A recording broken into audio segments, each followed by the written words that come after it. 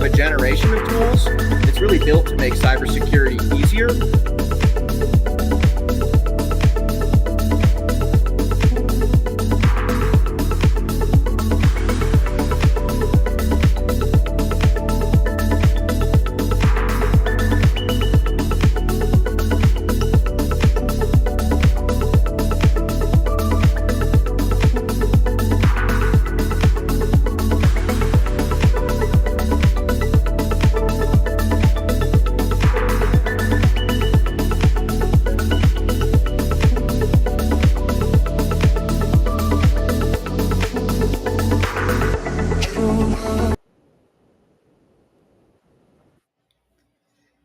Welcome back to another episode of the MSP Cyber Roundtable. We've got returning after a couple-week hiatus, Uncle Marv, Marvin Bee from MB Systems and the IT Business Podcast. We may also have Chris Regan, who's been fighting some technical challenges with video and audio. See if he rejoins us in just a moment. But this is part 3 of a 3-part about dealing with cyber incidents. So part 1 a few weeks back, and you can check the YouTube library. We dug into all the things you need to do before a cyber incident really becomes known to the organization, all the things you're supposed to do.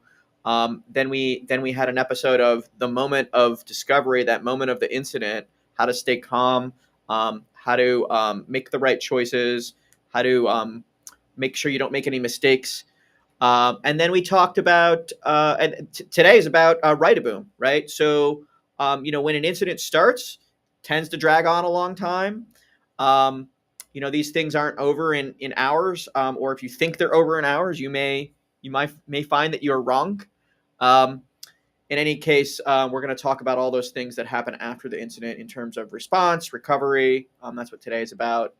Now, I have a black square here from Chris. I'm going to throw him on the screen. I don't know if he's going to get his camera working, or Chris, feel free to just join in with audio. Marvin, this week you've been on the road, sort of, right? You're in your city. Tell us about IT Expo, because I haven't been. I haven't been there this year, and I'm curious what's new. This is like basically the kickstart or the 25 season, right? It is for me anyway. And so it's called the IT Expo. It's actually called a number of things. It actually has an umbrella of tech, IT tech super show, because it's actually multiple shows in one. It's the IT Expo, it's the MXP Expo. They also had a wireless thing. So they had a 5G and a 6G Expo. There's a ton of telecom vendors there. So it's a, kind of a algorithm, or whatever that word is that I tried to say, of a whole bunch of stuff. But there's over 100 vendors, and I participated in the MSP track this year. Tuesday, I was on a panel with several other MSPs. We talked about, overcoming the struggles of MSP work, and there were probably, I think, 6 total MSP panels, and other people in the industry were here. So I had some of them over at the office. We had a nice little lunch on Wednesday, and just going back and forth. No good swag this time, so no report on that. Sounds like someone had other priorities. Well, I'll be honest. Most of the vendors that are not MSP vendors, they don't have good swag. So, who needs another crappy pen? I mean, I got all the shirts already hanging on my banner. I've got all the pens. So, So, I'm curious, is this one expo hall? Is it all under one banner? Like, how does that work? Yeah, it's all at our convention center. So obviously a big enough space for multiple conferences. So I think there's like 4 big sections, but the entire bottom floor of the convention center is this IT Expo. And then we go up to the second level where the MSP Expo is, and then the third level are some classrooms where you can break out into some smaller teaching sessions and stuff. It's a big place. I think there was something like 2,000 people in attendance. Well, I can't wait to hear the rest of my colleagues that I know were there this week. any surprises in the MSP scene or the like any like what was new, or is it really just like more of 2024? We haven't really seen the new 2025 surprises yet. Nothing really new. The new thing for me is that there were a lot of system admins that were in attendance, and they were sitting in on the MSP sessions. And so even after I got done with my session, a lot of local techs that were, doing internal IT were asking me questions about engaging with an outside, MSP to help. Oh, that's Um, really interesting. yeah. That's probably a lot of value to both audience segments, right? To have Yep. that cross pollination. Well, remember, a lot of our vendors are actually, catering both to us as MSPs and to internal IT. So, they know the same names that we know now. Well, before we sort of get into the topic of the day, you just told me something that I didn't know about you Yep. in the green room, which was about this other podcast. Do you want to plug? I'll plug, but uh, so just over a year ago, I started another podcast in the Uncle Marv series. And just to let you know why I started it, I stopped playing ball about 10 years ago, started to get a little belly because I wasn't doing anything. No more gym, no more running, no more basketball. And that's And like everyone in IT, right? yeah, but I just thought, I've been doing healthy stuff all my life and no big deal. When I'm done, I'm done. Well, now I'm at the point where, you know what, I need to work on my health, but I'm not going to go to the gym.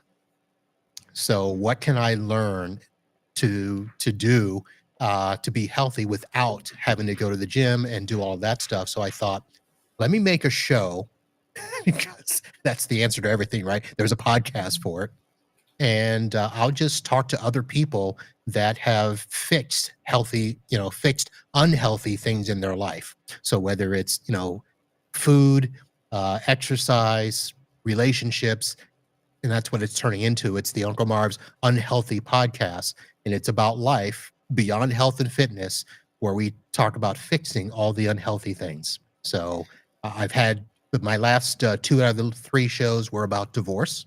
I had a divorce coach on. We've had Yeah. relationship coaches on. I've had just about everything from functional medicine, a girl that talked about mushrooms, um, all in an effort to live healthy and be happy. Well, that's super neat. I can't wait to check it out. And you're not entirely wrong that this. So I know you're making light of it, right? Like a podcast is the answer, but I think that for me, interacting with my community, right, I get to like, it's really great getting to like bring experts in and just ask them the question, right, that you want to know. And I know that this is the way we distribute information. These for good or for bad, right? We've Right. democratized information distribution. Well, it's beyond, we're so used to just going to YouTube and watching videos, but videos are not engaging content. So the podcast allows the opportunity to one, let the expert, give their information, but two, ask the questions that you have. And sometimes even those experts are like, I hadn't thought about that. You gave me something new to look into. Or, they can then ask us questions because it helps them. It's a two-way street. Well, I've come to respect the grind here. I didn't appreciate you know like I felt like I was a late adopter of the podcast. And when everyone was running around with their iTunes connected iPods, like consuming podcasts, I thought it was a joke. But then, I really got into it. With my first smartphone, probably with a lot of other people, and I really appreciate that content format. It allows really long form, right? Yeah. Conversations that you can't really have sometimes, like on social media. You get these 60-second videos, right? So yeah, I really appreciate that. In any case, Before we jump into today's topic, I have a little mini Write a Boom lecture, so I'm going to come in and do that. Feel free to jump in, Marv. Otherwise, we'll run through it, and then we'll get into the details.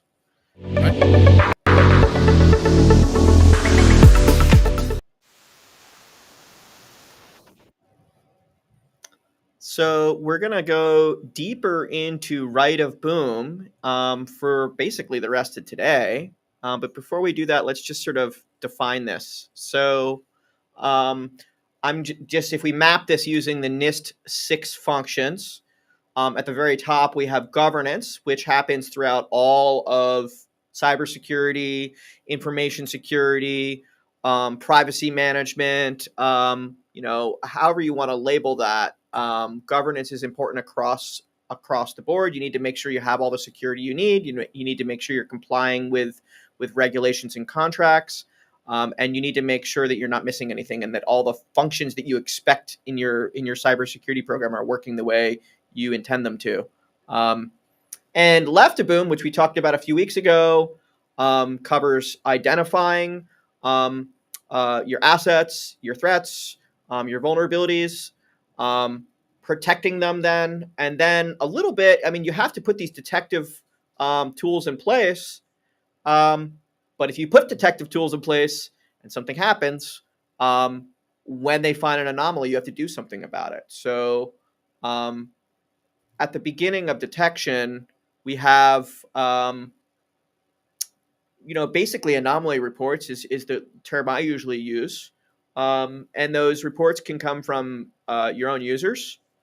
They can come from outside your company. It could be a random person sending you an email. Not always spam, right? Sometimes it's someone noticing something that's not quite right. It can be from your internal security personnel. I know, like, all of us techies like to think that we're gonna like discover a hacker in real time when they break in and then do something about it. And sometimes that happens, but that's not always the way it goes. And then, of course, we have tools that are built specifically to do that, and some of it's highly productized, and some of it's outsourced security operations center with actual people. But we've got EDR, endpoint protection, managed detection, XDR, which is like the everything detection, and then of course, fully managed security operations center solutions. And so all of these things out there could be sources of some type of, hey, something happened, and then we have to do something about it. So we have to respond. I went a little far there. We have to respond first. So your responses may include investigating, reporting to people, reporting to your stakeholders. Um, you may have to expand the incident team, right? Because you may say, oh, this is bigger than me. This is bigger than my internal team. And you may have to bring in forensics people, retained consultants, advisors, probably have to bring insurers in. If you don't bring insurers in, someone else may bring insurers in. That's the last thing you want, is to not have your own insurer if someone else's insurer is coming after you. And then, of course, make sure you operate the business throughout all this somehow. And then when it seems like the dust has settled, the incident's not truly over, because you've got the insurers don't go away. There's claims, there's loss claims to be dealt with. There could be legal claims to be dealt with, or regulatory action. You may have to rebuild, redeploy your systems. Business processes may need to be rethought. Um, and after all of that, it's really important that the organization sits down and does a retrospective to figure out what went right, what didn't go right, and how do we protect ourselves in the future, because the threat space keeps changing. Sometimes you don't realize the threat space has changed until you get hit by a loss, and then you need to do something about it so it doesn't happen again. So that usually means more security or different security. So that's the basics of Write a Boom. And here's some references. A number of security standards speak specifically about it. So we have the NIST reference 861, the ISO reference 27035. CISA's got a simplified incident response playbook. And then we have a number of security standards that, as part of an overall cybersecurity standard, do drill down into incident governance. So all of these are great references. Um, that's really the high level. But I think, from here, I'm not sure if I want to rewind the slides, or maybe I can just dismiss them. I think it would be really super great to just oh, look at that. I can make them small. I'm gonna go back to detection here. Marv, do you think I missed any like wholesale categories of how do you learn about an incident? Because I know that uh, every time I think I know all the places you can learn about this, I'm surprised. Hey, that's a new way to learn about something bad that happened. But Yeah, um, I guess it depends on, what the event is and what systems you have set up. And a lot of times, I'll be honest, I think more incidences are reported by users than actually our systems are detecting, because some of the times they're, not real time. Even though we may have, you know, AV malware protection, one of the DRs. Obviously, having the best DRs should detect them in real time, but a lot of times, a ransomware uh, encryption, some of those files are already being encrypted before the system says, "Hey, something's going on here," and as part of that investigation, files are still encrypting. So um, it's fun. It is fun. it's Chris. It's an interesting new background. Uh, do we have your audio? Uh, How are had we to doing? switch computers. Can you hear me? Well, it's yeah. It sounds great. We got you. Hey, All right. Awesome. Sorry So about he went that. to a so secret, undisclosed location, is what he did. Yeah. well, we started things off here warm, but I don't think you missed anything because I think that you're well versed in this space. We just in broad strokes talked about the right of boom, all the things that could be in it, but we're drilling down here to talk about the moment of discovery, right? Before we move on from that, Mhm. and Marv was just saying that he thinks the users are oftentimes the first to report, and I know that's true, Marv. I know it's true, and it's an unfortunate reality that not everyone in IT either understands that or believes it, and the security standards make it really clear that it's critically important to incident response capability to train your users on how to know what's not normal and how to report it. Yep. It's really at the center, and too unfortunately, or unfortunately too often, I see organizations that the extent of their cyber awareness training is we sent a phishing simulation email, which is like great. They clicked on a link, but did you train them how to report when they clicked on that link and realized it was something nasty? Like, did you train them to fill out the form? And if they didn't fill out the form, did you hold them accountable? And the answer is usually no, unfortunately. Chris, the prompt that I just asked Marv, I don't know if you heard that, was what are some other than like the four bullets here, like some unique methods that we discover that were in an incident, I guess, that maybe people don't think about, What one of or the some. ones that people don't think about as often is the media. Oh, There are attacks that happen on entire sectors, or happen on some of your vendors or things like that. And depending on the situation, you may not have found out about it, and you find out because it's being publicly reported one way or another that it's been breached, and you find out, well, I guess my data might be included in that, but no one told me yet. yeah, that's real, and it's not just personal data. Sometimes it's like a vendor, right? It's a vendor that maybe Yeah. maybe didn't tell you, right? Um, I've also had guys in Yep. dark jackets Yep. come to I've my been there. door. It's not a fun conversation to have. I don't. Yeah, I mean, that also happens. Maybe you were one of those guys, Chris. Did you ever have to do that? Did you ever have to like show up at someone's door and say, "Hey, you don't know this, but"? Well, the best is if you've got data in a data center and, all of a sudden they come and take all the servers, your server just happened to be in the rack that they took. Yeah, that's happened. I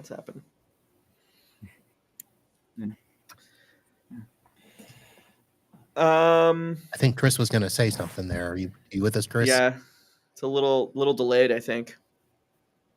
Maybe Yeah. you mute your video and it'll speed up your audio.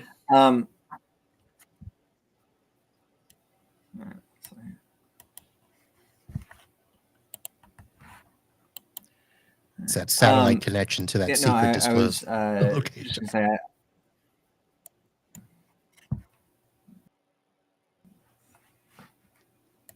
We can hear you.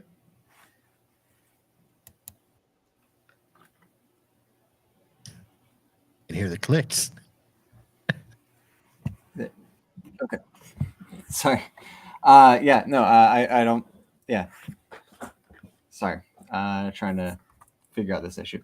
Yeah. So I haven't had to be the one reporting. I've had it reported to me a number of times, and I've had to work with the teams that get it reported a ton of times. But yeah, there's what you're saying about the team people who they click the button and go forward, not following up and not doing the things after is so true. You get messages that come through, and maybe they put in enough for you to start looking a little bit, but oftentimes if they do put something in, they don't put enough in for you to actually know where you need to go to find out what's going wrong if it's not a major take down everything type of incident. Yeah, and I don't know if you guys are aware of this, but I'm in the software industry, right? So one of the things that I receive is basically cold email. On the surface, it looks like a security disclosure, but actually, it's like a scam attempt, or any number of things that are maybe not desirable, but like it's not like a good faith. It's not necessarily a good faith incident report, but sometimes they look like that until you engage, and then you find out, oh, this guy's trying to empty my pockets. This guy's like has nothing. This guy's like reporting something fake. This guy, like, because I answered his email, just hired a hacker. Like, all of those things are unfortunate realities, and so we just have to deal with. You really need a method to receive a report that can come from pretty much anywhere. Can be a tool like an EDR, but it could also be people. Could even be the public, right? And you have to have a method for what do you do next, right? So if we switch over to response here, right? The first thing you do is I would say you open an issue. You make sure it's tagged like some kind of investigation, serious event, security incident, whatever you're going to call the thing. Which probably you should have already figured out what you're going to call things before you sort of declare an incident. But there's this phase where you need to investigate what's the thing, right? And it starts with the first person who receives the report, but then you really have to bring together a team to investigate this internally, right? And it's a little bit of a subjective exercise, right? There's a little bit of art form to, hey, where do we dig? How hard do we dig to find out what's going on here? And I think it's important to have those exercises and talk with your internal group to figure out, well, how do we classify these things? What would we do if? I'm curious, Chris, do you have a very specific criteria where you think there's like a very clear line in the sand where when people have crossed this line in an investigation, like at that moment is the point where, okay, this is bigger than internal. This is no longer a technical investigation. Now it's something else, and they need to reach out. When would that be? Are you saying reach out in terms of bringing in outside help, or are you talking about telling outside entities that something has happened? Well, not quite to outside entities yet. I'm thinking someone receives an anomaly, an email, a user report, a detection from a tool. And unfortunately, all of those systems are noisy, right? There's a lot of garbage spit out by those systems. So someone has to investigate it, triage it, and decide whether essentially to throw it away, like close it out, or does the investigation continue? And at that point, probably the internal team needs to grow, but also you may need to start reaching out to experts, right? So at what point do you decide, okay, I can't just close this out. I need to do something. So, I mean, I definitely, I have to look at each incident individually, but a lot of it comes down to what is being affected and what sort of requirements might that trigger for us, and what sort of, maybe not even actual requirements, but what sort of responsibilities might we have because of it, even just ethical or just being a responsible business partner to people. What sort of responsibilities might come because of what's being affected?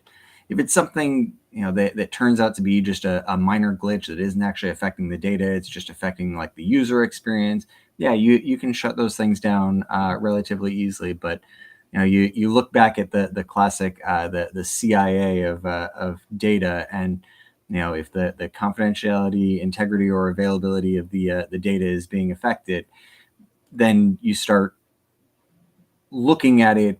You look at it tougher, and you figure out, does my team right here have what it takes to deal with what is actually in front of us, and or do I need to bring someone in to help the team get be able to deal with whatever this specific issue is. If it's a big thing, and I think that I might need to bring someone in from the beginning, I think it might be something that could trigger an insurance claim. I do that as quickly as I can, because if I'm going to bring someone in, I want them in at the very beginning of the project. I've got, if you're both comfortable with it, I've got like some theoreticals that I'd love to throw out. We could do a tiny little tabletop here. And feel free to say no comment. But theoretically, a user reports, hey, my account got locked out. And this happened yesterday too. And it seems like my account just keeps getting locked out, and I've contacted the help desk to get it like unlocked like 3 times. What do you do there? I mean, I think it probably depends on the client organization and what they're trying to Well, I protect was going to themselves say, from. what account are we talking?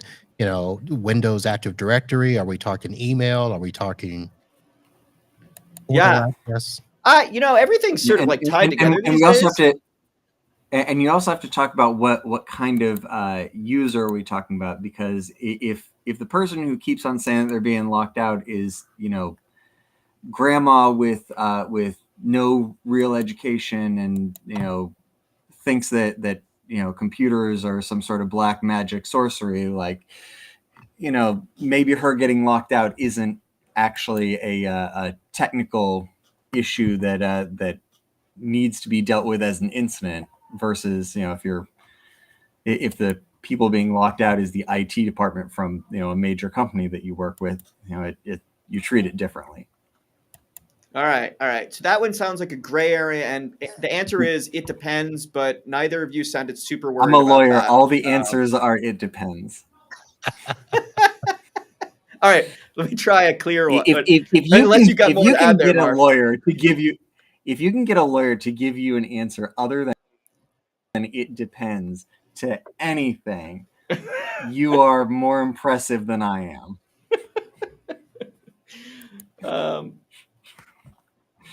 So here's another theoretical. Okay. Let me tell you. Hang on, yeah, Matt. go ahead. Before you go on, let me explain why. So I just had a situation like that happen where a user was calling because their account got locked out, and they thought it was a major network issue, or that they were hacked, or somebody's on their computer. And so we get on with them, and we're walking through the events. What were you doing before? What were you doing before? Well, I was cleaning my keyboard,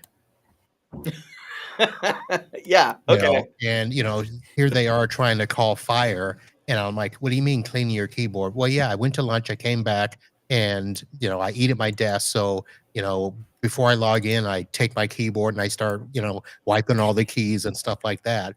Well, yeah, she's cleaning the keyboard is putting in the incorrect password, and that's what's locking her out. All right. So how about this one? How about this one? This one's an unfortunate, like, real situation that's happening right now today. Someone in the C-suite calls up and says, yeah, my push authentication just keeps popping up on my phone. I don't know what's going on. And I think I dismissed it, but I might have clicked grant once, or I might have clicked authorize once. Ooh. And again, which one are we talking? Yeah, I don't know. So that these authenticators are sometimes different, right? Sometimes that's more dangerous than others, right? Yeah. Because if you're talking, 365, well, hopefully you've got login turned on in the portal. You can go see, where that address is, and That's a good point. So that's usually a moment that can steer an investigation, right? An internal yes. investigation, really. And you can look at the logs. If you don't have logs, that's scary. If you do have logs, you can sort of clearly see what happened, and it's probably clear that either this is something legitimate and I have an explanation that makes sense, or I don't, and it looks like one of those sessions with authorized, right? Which then at that point, probably suspend that user account and call in some help, because Yeah, you depends on what. authorize Thailand to, sign into your 365, and you're in Atlanta. So Yeah, at that point, you'd need to do forensics to figure out, like, what just happened, Yeah. right? What about? and remember too, at that point, that's not saying that an incident technically happened. Yeah, we don't know outside of yet, right? Yeah, you don't know, but you obviously have the potential of hacked credentials, but data has not been touched, at least as far as you know. So let's open that example maybe a little bit more. You look at the logs, and you happen to have the logs, and it says session from some obvious place on the planet that your user is not, right? Granted.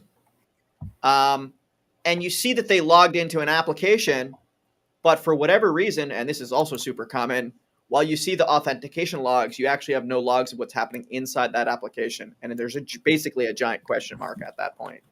And I think at that moment is the moment where I would say, oh, it sounds like I need to bring in an examiner. Someone needs to come in and look at this. I need to start reporting.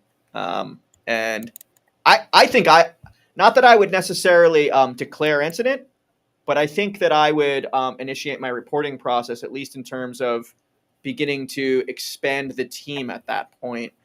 I'm curious, Chris, if you see, is there a right answer to what order you do the reporting in?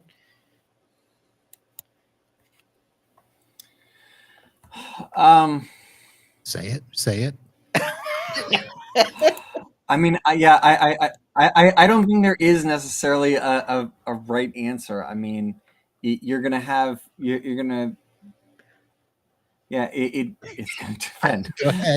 No, you want to get your. I mean, ideally, you want to get everyone involved as early as possible, but like the key people that you're going to want to get involved is, well, no, there is a right answer. The right answer is whatever you have in your playbooks and procedures. Yes, follow your playbook. You want to follow those things because smarter people than you, maybe including past you, came up with it. And I say smarter than you because past you was not worried about what's happening right now. They were calm and level-headed and writing procedures and not in the moment. So I do like that answer. Yeah, those people came up with it. Follow those things. I like that answer. Get your get your SOC involved. Get whoever's supposed to be project managing things involved. Get your anyone who is an SME on is that's going down. Get them involved right away. Yeah, so I think it would be whoever my senior incident handler is, because oftentimes the person doing the investigation is not necessarily the incident handler of record. Um, and what I mean by that is it should be someone's job on paper to be in charge. It's important to name a person, and if that person's unavailable, it's really great to have a backup. But like it's someone, if there's a hard call that needs to be made, it should be a designated person's job to make that call.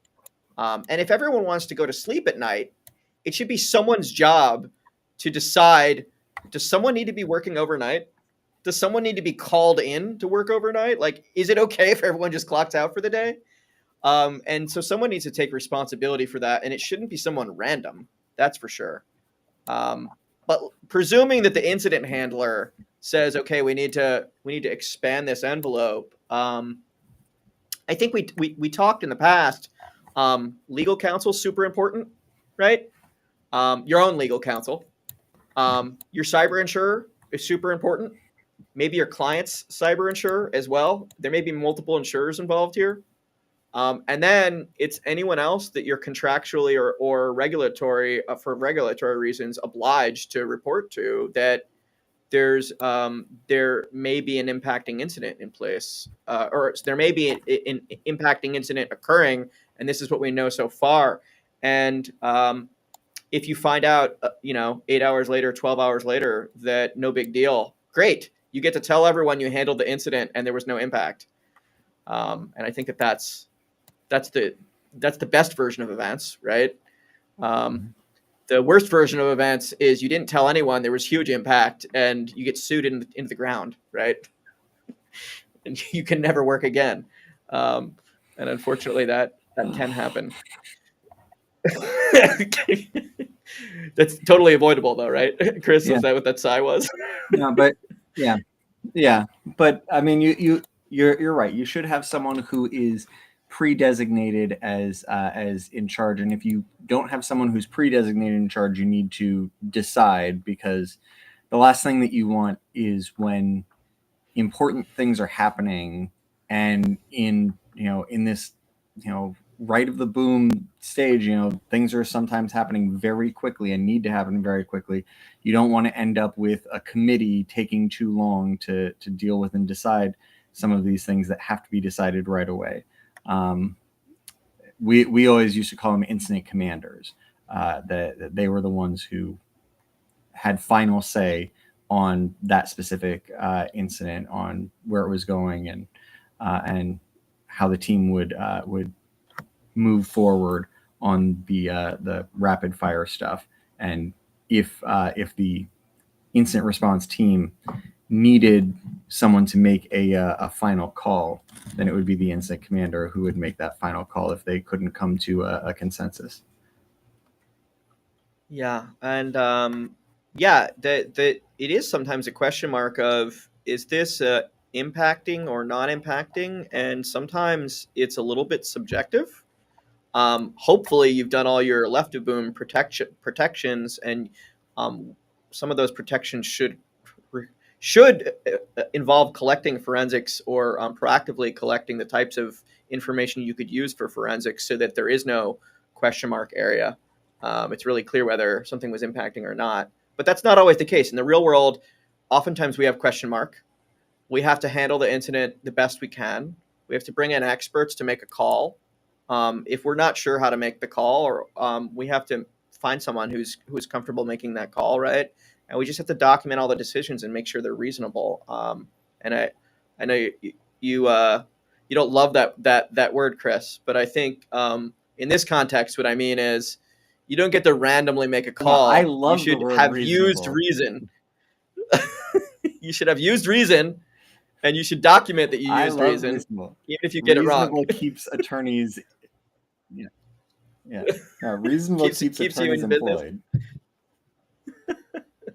Yeah, no. Reasonable and it depends. Those two things on their own keep all the lawyers in jobs. Now, we just talked about the incident management, or the incident handling, a little bit, and not to get too technical about the details, but one of the things that it has to happen concurrently with that. And Marvin, I think you have probably the most experience of the three of us on this. Oh. Is in the meantime, while all that high stakes stuff's happening, the business has to keep operating, right? Yeah. So, what are the things we should be thinking about there? Well, those are always fun because of course, as Chris would say, it depends on the type of business. You know, I deal with lawyers, and lawyers think that they should be able to work no matter what. And if Susie has a virus, okay, well, get rid of Susie and her computer, and we just keep on working. And so, you have to make allowances for that. So you have to have all of the things in place. And just as you were talking about things like the call tree, there needs to be a defined plan for that. And if somebody's not available, somebody, who's next in line, you have to have the same thing for, business continuity. And that's the harder thing to plan for because businesses don't really want to test their business continuity. But you've got to find a way to do it so that if a particular type of incident happens, can you quarantine off sections of the business and keep working the rest of the way? Or do you literally have to shut down until we can identify where this is going or what has been affected? And the business has to understand that. So that is a harder thing to do, but that's where the bulk of the work in that left of boom has to happen, where you think about all these scenarios. What if this happens? Luckily, I live in a state where we have hurricanes. We have something that people know is a major event that can put them out of business for a few days or a few weeks. So we actually get to plan as much as possible. What are we going to do if it hits here? If it hits here? If our building is, if we can't access our building? And you just got to plan as much as possible. But you want to plan that ahead of time. You don't want to wait until you're in the middle of it. Well, I know we thought about that, but It's it's yeah, and people really know it because it's not theoretical, right? Like this is a thing that happens all the time. You know, like the city I live in got flooded last year, and this block got knocked out, and that block got knocked out, but this one was okay, and we had to move that here and right. here to there, and that's like something people are sort of used to. And so, do you think that makes them more receptive to this type of thinking around cyber challenges? Sometimes yes, but then the further they get away from it, the more they forget what happened last time. So if they were ever safe during an event, they think they'll be safe during the next event. So Yeah. you have to plan against that. The other thing I was going to talk about earlier when you were talking about some of this is I think one of the things to build into incident response plans is that the first part of that plan should be the same for other incidents. So one of the things that I like to do is I've got alerting set up so that if a new device shows up on the network, there's a call that gets made to that office that says, hey, I just saw a device. Can you direct me to who or where that is? And depending on who answers the phone at most of my offices, they know, crap, Marvin found something. What is it? And that entire office will scramble to find out, was it a secretary that brought in, their own personal iPad and connected it to the firm Wi-Fi, even though they weren't supposed to, or, was it a legal secretary doing a deposition that came in? Did somebody plug into the wrong place? So those types of incidents, even though they're completely separate from what we talk about in cybersecurity, they follow the same guidelines so that people know that there's a process in place and we need to get to the end of it as quickly as possible. Yeah, and we're using the word incident broadly here. Yes. But I think it's important in your incident lifecycle planning to decide what do you call things, right? So what do you call that thing, right? And it turns out, oh, it's just the kid's iPad, right? is that considered an incident, or is that just an event, right? Is that a serious event? Is that a minor incident or a major incident, right? And I think as long as you define what these things are, and you can categorize all the things, and you can be consistent about it, it doesn't really matter what you call them, as long as you don't use the B word. um, but You can use the B word as long as your attorney doesn't hear you use the B word. Or Careful. so long as you have it very, very, very clearly delineated somewhere what you guys mean by the B word. If you list out in official glossary documentation for your company what that a breach means any event of interest, Yeah. and you define it as so minor, cool. Like you can use it, but you better make sure that like you're No one very misuses clear it, about right? what you mean. Yeah.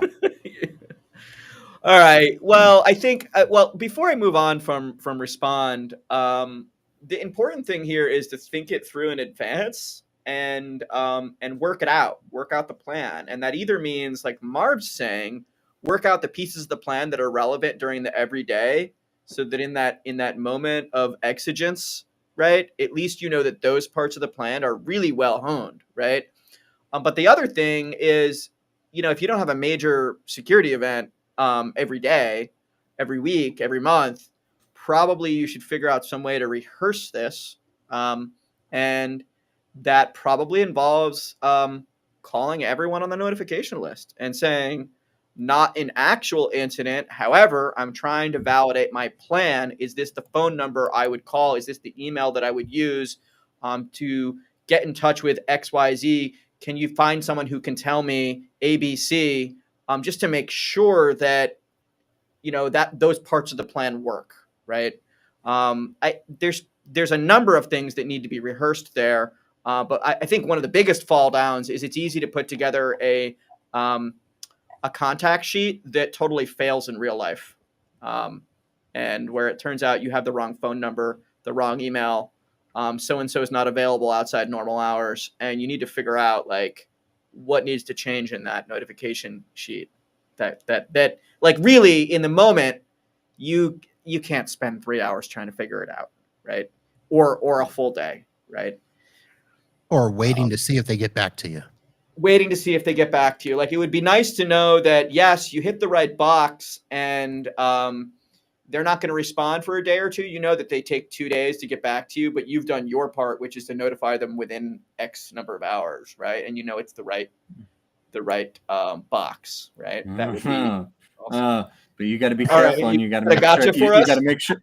Yeah, you got to make sure, one, that notify that you have done what you are required to do by notify. So like, just because you called them and left them a message, like, doesn't mean that you've necessarily notified. You have to follow, your contract, or the law in a given state may require you to do certain things as part of that notification, or your office procedures or policies may require you to do specific things in your notify. So, and if you don't do those things, then you haven't done notify.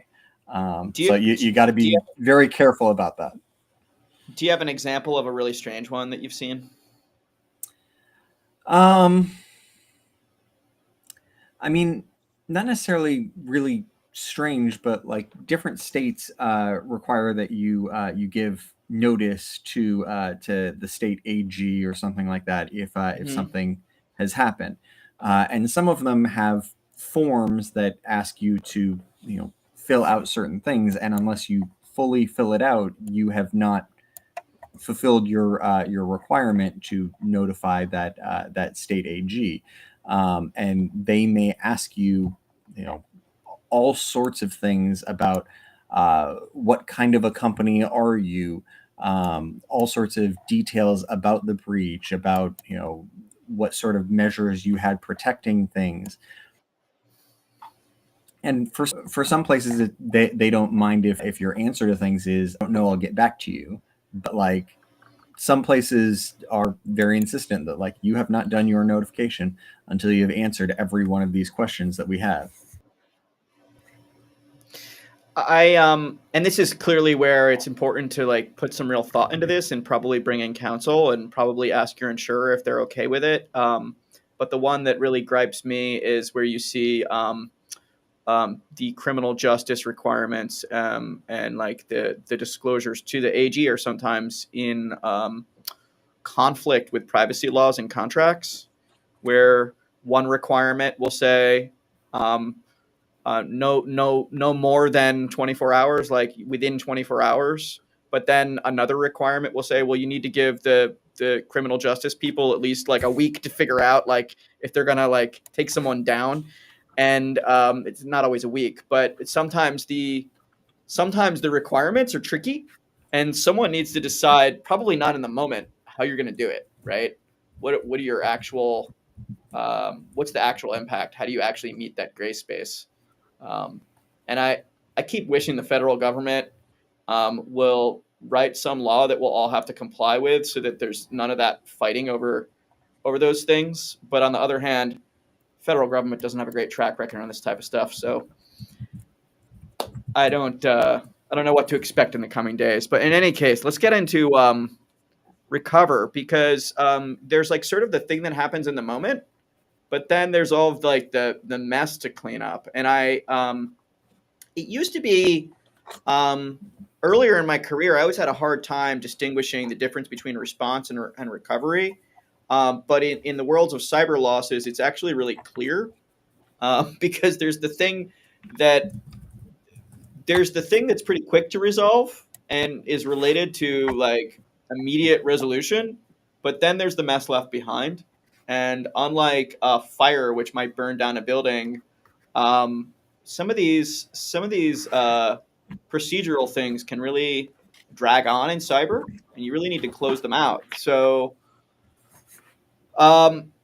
presumably you already notified your insurer like way back, and they got involved and really held your hand through the whole incident, which is really ideal. But there could be some bumpy spots when it comes to making a claim, and sometimes they can pull out early if they feel like they're uncomfortable, like you didn't follow the terms of the policy. Like in the middle of the incident, they can pull out. But also, sometimes they don't do that, but sometimes they won't pay out at the end, because of some perceived failure on your part to do your part of the,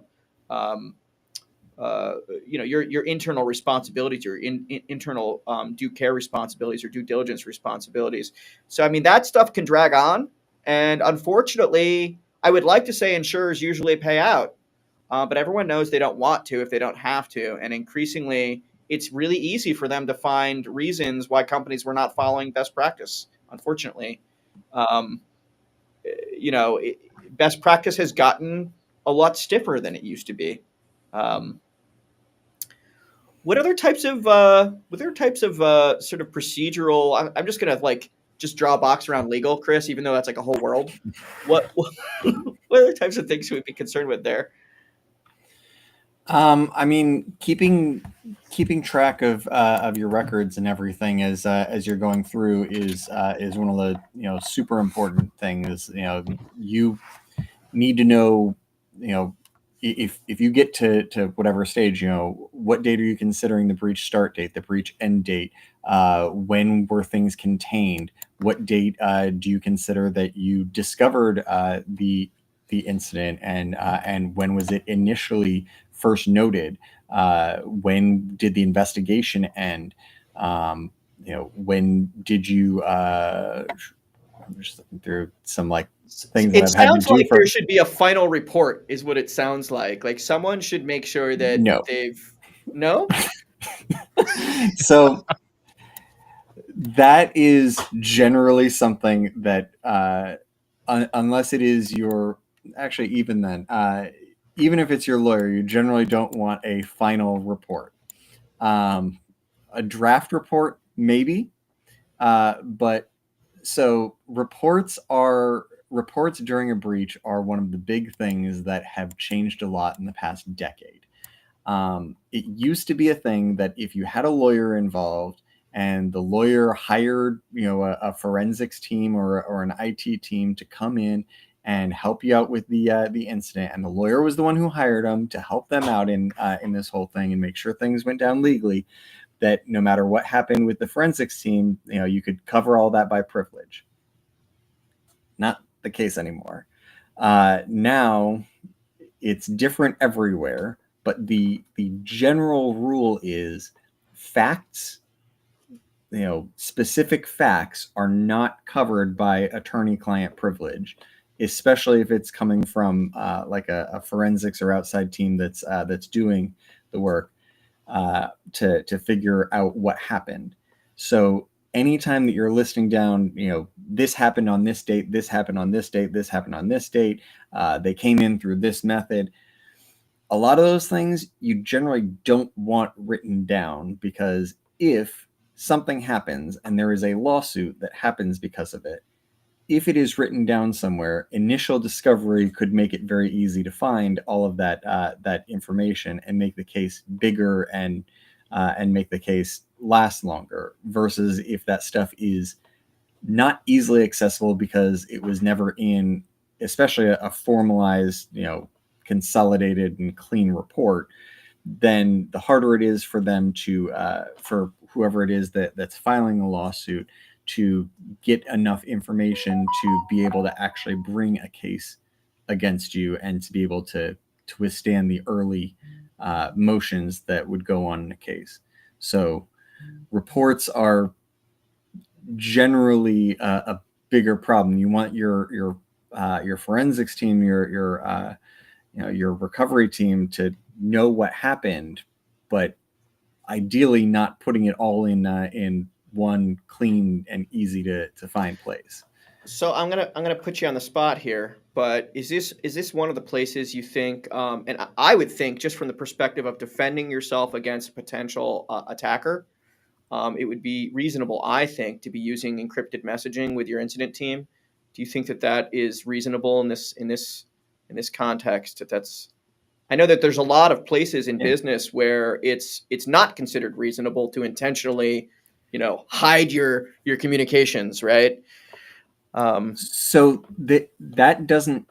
So I generally recommend having something like that for your team, but just know that anything that you do like that is still going to end up being turned over in the same discovery. Just because it's in encrypted messages doesn't mean that it won't end up getting turned over and going into the lawsuit stuff. But I do recommend having stuff like that, because when an incident happens and your normal methods of communication, your emails, your Teams messages, your anything like that, end up going down, your phones end up going down. You want to have some sort of backup method that is used just for this, that is something that you can rely on as having as your secure and insured method of communication, so that you can keep working and don't have to stop because of whatever the bad guys have done to you. Yeah, that makes a lot of sense, and I've heard that opinion before. Before we sort of exit here, I just want to point out, Marv's he's not just a podcaster. You actually, you run a service delivery business. Marvin, do you want to take a quick stump here? Sure. So, yep, you see the logo there, MB Systems. Started that back in '97 after leaving an IT shop where I was the tech manager there, and I've been doing on-site support for clients, and transitioned into managed services around the 2015 timeframe, and do all the things we talked about here, from basic network support to compliance and cybersecurity. Great. And Chris, I know you're one of the nation's premier privacy attorneys, and you're laughing, but there's not that many specialists out there, right? So you're one of a select few, right? So there are plenty of attorneys who practice in the area. There's only, I think, about 120 or so who've been certified by the American Bar Association and the American, or the International Association of Privacy Professionals as privacy law specialists. So that's the PLS after my name in there. Is I have that certification, or been certified by them for that. One thing I do have to say as the lawyer is the disclaimer that since I wasn't here at the beginning, I'll throw in here at the end. The views and opinions expressed in this podcast by me are solely my own and do not reflect those of any current or former or future employers, clients, or affiliates. This podcast is information and educational purposes only and does not constitute any legal advice by me. It is not tailored to your specific situation, and listening to this podcast does not create an attorney-client relationship. If you need legal advice regarding a specific matter, please consult a qualified attorney. I love it. We should have scrolled it across the screen, I think. Yeah. Next week. And Chris, this may be interesting territory for you, but I'm bringing Tim Schnur on, and we're going to be talking about his data protection practice. Tim Schnur's Lease Trust IT is focused in defending data, defending trade secrets. So we're going to be talking about defending trade secrets with cybersecurity. We're also going to do a little "What is IP" lecture. But until then, like and subscribe. And of course, check out Uncle Marvin's IT Business podcast on YouTube, as well as the Unhealthy. What is it? Uncle Marv's Unhealthy Podcast. Unhealthypodcast.com. All right. Until next time. Thanks, everyone. Bye. Bye.